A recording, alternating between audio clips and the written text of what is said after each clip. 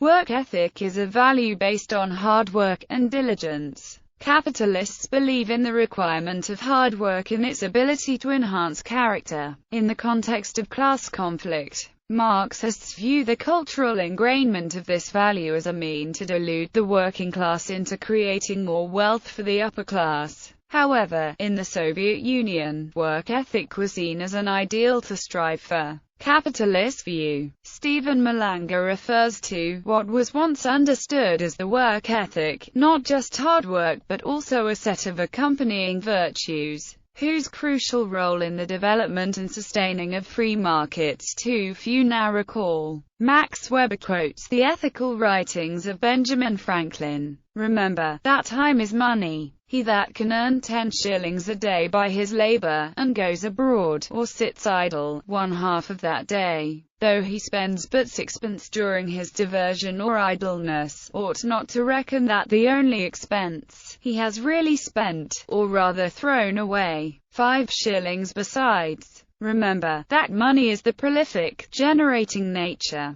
Money can beget money, and its offspring can beget more, and so on. 5 shillings turned is 6, turned again is 7 and 3pence, and so on, till it becomes £100. The more there is of it, the more it produces every turning, so that the profits rise quicker and quicker. He that kills a breeding sow, destroys all her offspring to the 1000th generation. He that murders a crown, destroys all that it might have produced, even scores of pounds." Weber notes that, this is not a philosophy of mere greed, but a statement laden with moral language.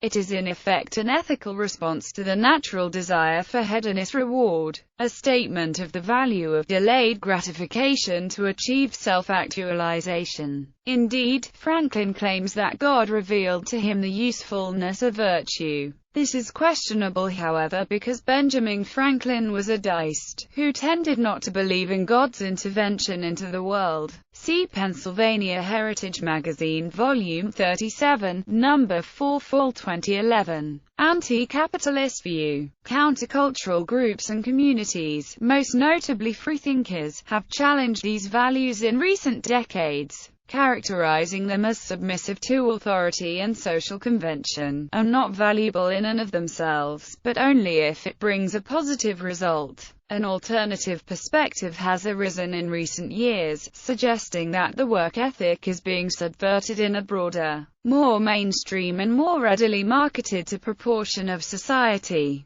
This perspective has given rise to the phrase, "work smart." In the 19th century, the arts and crafts movement of William Morris in the UK and Elbert Hubbard in the US noted how alienation of workers from ownership of the tools of production and their work product was destructive of the work ethic, because in the expanding firms of that era, the workers saw no point in doing more than the minimum. The industrial engineer Frederick Winslow Taylor revised the notion of work ethic to include giving up control over the work process to management so that the latter could study and rationalize the work process. And the notion of work ethic thereafter included acknowledgement of management control. Marxists, and some non-Marxist sociologists, think work ethic is not a useful sociological concept. They argue having a work ethic in excess of management's control doesn't appear rational in any mature industry where the employee can't rationally hope to become more than a manager whose fate still depends on the owner's decisions. The French leftist philosopher André Gorz wrote, "The work ethic has become obsolete. It is no longer true that producing more means working more, or that producing more will lead to a better way of life. The connection between more and better has been broken. Our needs for many products and services are already more than adequately met,